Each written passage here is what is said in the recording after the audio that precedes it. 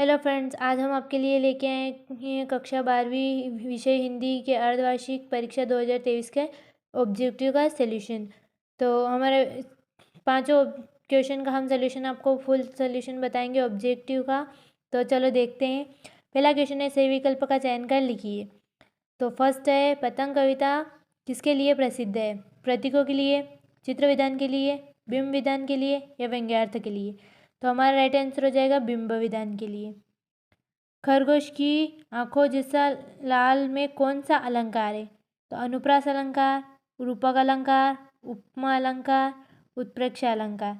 तो हमारा right answer हो जाएगा उपमा अलंकार। नेक्स्ट है, बिंब निबंध बाजार दर्शन में पैसे को क्या कहा गया है? हाथ का मेल, शैतान का जाल, चकाचौंध या पावर? तो बाजार दर्शन जो पार्ट है उसके अंदर पावर कहा गया है पैसे को। जिस वाक्य में एक ही संज्ञा और एक ही क्रिया का प्रयोग होता है उसे क्या कहते हैं? सरल वाक्य, मिश्र वाक्य, संयुक्त वाक्य या भिन्न वाक्य? हमारा राइट आंसर हो जाएगा सरल वाक्य। जुज कहानी के लेखक कौन है? मनोहर श्याम जोशी, ओम थानवी, एन फ्रैंक या विष्णु खरे? तो हमारा इसमें ऑप्शन कोई नहीं आएगा क्योंकि जुज कहानी के लेखक आनंद यादव है। निम्न में से किसका संबंध कविता से नहीं है? शब्द, भाषा, छंद या वाद्य यंत्र? तो हमारा राइट आंसर हो जाएगा वाद्य यंत्र, क्योंकि इसका संबंध कविता से नहीं होता है, इसका संबंध संगीत से या इससे रिलेटेड होता है। इसलिए रिक्त स्थानों की पूर्ति कर लिखिए। तो पहला है इसमें, एक बंद कमरे में रिक्त स्थान को लाया गया। तो हमारे ऑप्शन है भिखारी, अपाहिज या नायक? तो राइट आंसर हो जाएगा अपाहिज। रिक्त स्थान छंद में गण होते हैं, वर्णिक, मात्रिक या अलंकार? तो मात्रिक छंद में गण होते हैं।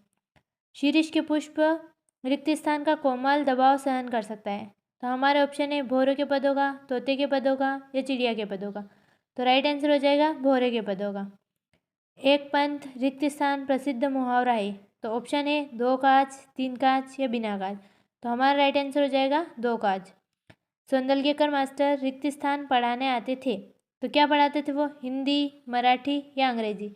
तो हमारा राइट आंसर हो जाएगा मराठी।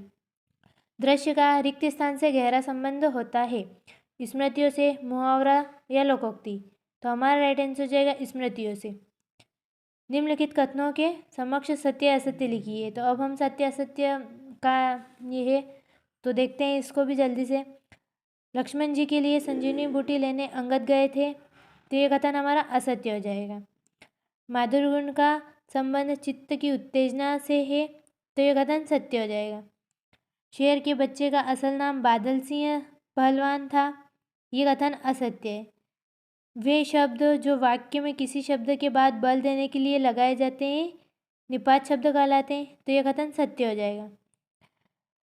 कभी भी अपने जैसा ही एक हाड़, मांस और क्रोध का समूह होता है, तो यह कथन सत्य हो जाएगा। नेक्स्ट क्वेश्चन देख, कहानी का नाट्य रूपांतरण असंभव है, तो इसमें संभव होता है, इसलिए यह कथन असत्य हो जाएगा। फिर सही जोड़ी देखते हैं। रुबाइया इसके लेखक फिराक गोरखपुरी है।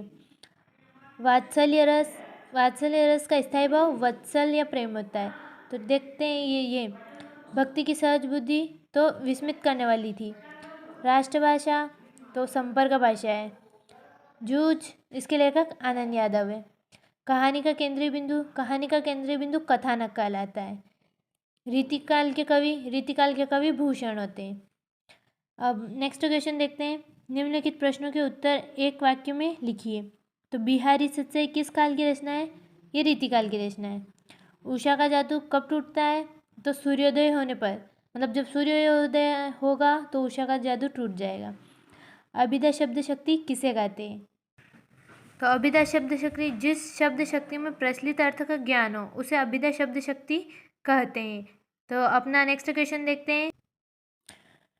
ऋषि मुनियों ने किसको सबसे ऊंचा स्थान दिया है? तो दान को दिया है सबसे ऊंचा स्थान।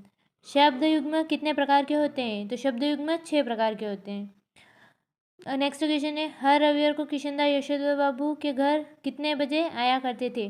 तो 4 बजे आया करते थे हर रविवार को, वो भी चाय पीने। आमतौर पर नाटक की अवधि कितनी होनी चाहिए?